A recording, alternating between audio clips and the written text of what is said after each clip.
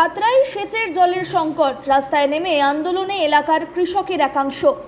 বাঁকুড়া জেলার খাতড়া ২ নম্বর পঞ্চায়েতের একাধিক মৌজায় দেখা দিয়েছে চরম সেচ সংকট। মুকুটমণিপুরের কংসাবতী সেচ ক্যানেল দিয়ে জল ছাড়া হলেও সেই জল পৌঁছচ্ছে না প্রায় ৫টি মৌজার চাষের জমিতে। ফলে সমস্যায় পড়েছেন শতাধিক কৃষকরা। পর্যাপ্ত সেচের জলের দাবিতে বৃহস্পতিবার সকাল থেকেই খাতড়া রানীবাঁধ রাজ্য সড়কের সাহেববাদ মোড়ে পথ অবরোধে সামিল হন তারা। প্রায় আধ ঘন্টা ধরে চলে এই অবরোধ।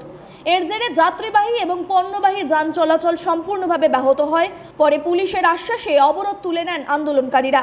অবরোধকারী চাষিদের অভিযোগ, গত কয়েক বছর ধরেই আমন ও বোরো চাষের মরশুমে তাদের জমিতে সেচ ক্যানেলে জল পৌঁছাচ্ছে না। প্রশাসনকে একাধিকবার জানিয়েও কোনো ফল মেলেনি।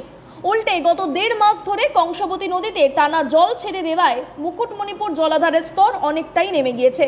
ফলে আগামী দিনে রবি মরশুমের চাষে পর্যাপ্ত সেচের জল মিলবে না বলেও আশঙ্কা দেখা দিয়েছে এলাকার চাষিদের মধ্যে।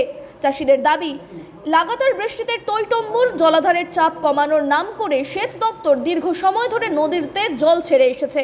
এতে জলাধারের জল অনেকটাই খালি হয়ে গিয়েছে। এই অপরিকল্পিত পদক্ষেপের ফলেই এখন বিপাকে পড়তে হচ্ছে হাজার হাজার কৃষককে। সঠিক সময়ে জল না পেলে ফসল বাঁচানো কঠিন হয়ে দাঁড়াবে বলেই আশঙ্কা তাদের। আন্দোলনকারী কৃষকরা স্পষ্ট হুঁশিয়ারি দিয়েছেন, এই সমস্যার যদি দ্রুত সমাধান না হয় তবে বৃহত্তর আন্দোলনে নামবেন তারা। ব্যুরো রিপোর্ট, আরোহী নিউজ বাংলা।